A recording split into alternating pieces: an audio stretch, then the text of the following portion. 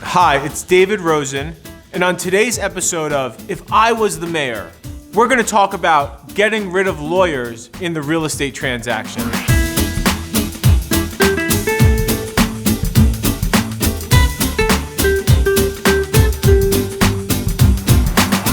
Now, first of all, I've been doing real estate in New York for almost 10 years, and I have many friends who are lawyers.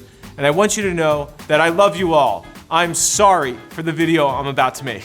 When I lived in Phoenix, I took a client out, I showed them a home, they filled out a contract, they sent it to the other real estate agent, they signed it, we negotiated, and there were no lawyers. And that process works much better than the process we have in New York City. As a result of the slow lawyer process in New York City, we do many less sales, which robs our city of lots of money and really makes the market a lot less attractive to all sorts of buyers. In many states that require a lawyer, the 21 states that do, they only require a lawyer at the closing table. So in South Carolina, for example, they might require a lawyer, but nobody requires a lawyer like they do here in New York. In New York, what happens is I show you a home. Once you find the home you like, your lawyer does the contract and due diligence, which means they read the financials and they give you a report and accounting. But there's no reason the real estate agent couldn't do that themselves.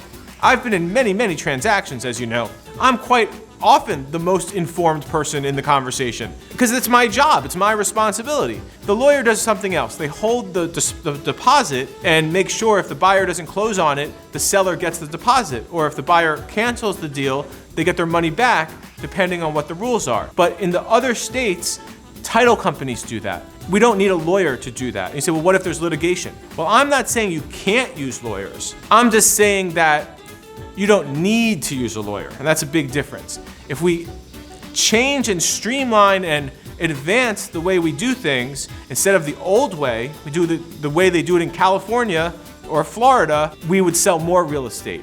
The lawyers seem smart, and the customer thinks they're getting a really informed person who's gonna help them really solve any problem that might come up. In fact, they think that they know more than the real estate agent because they have a fancy degree. In fact, the lawyer's making $2,000, $3,000 gross. Also, they have to get a lot of files in to really make a living. So they're not giving you a ton of service, and they don't really know the deal that well outside of, in a bunker. The agent has to tell them stuff, but they also often compensate for that by being jerks, not talking to the real estate agent, screwing up the deal. It happens all the time. Lawyers do more to hurt deals than help deals, in my opinion. And I'm not saying you can't use them, I'm just saying you shouldn't have to use them. But in order for the lawyer to make more money, they then often work for the mortgage bank. They get a small commission from them. Not a conflict of interest, but another part of the puzzle, if it's a single family home or a deeded property like a condo or multifamily, there's a title insurance policy. And the title insurance company pays the lawyer a commission. Now that is all part of business, and that happens in 50 states in America. But in California, it's not so secret.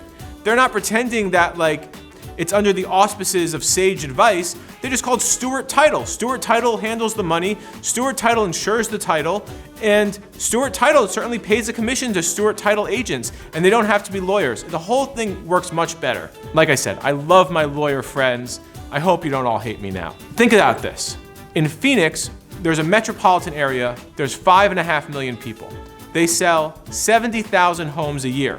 In Atlanta, there's a metropolitan area of 6 million people. They sell 100,000 homes a year. They don't use lawyers. In New York, we sold $50 billion worth of real estate each year on average. Since the prices are high, we think we're doing everything right, when in fact we're doing everything very wrong. And the city of New York, which is in a huge budget crisis, collects $700 million as part of the 1.4% transfer tax when we sell a home. But we only sell about 25,000 homes a year.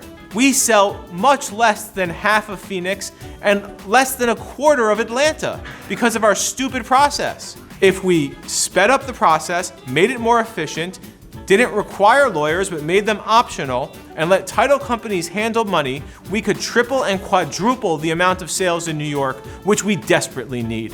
Thank you. This has been David Rosen, and that's what I would do if I was mayor.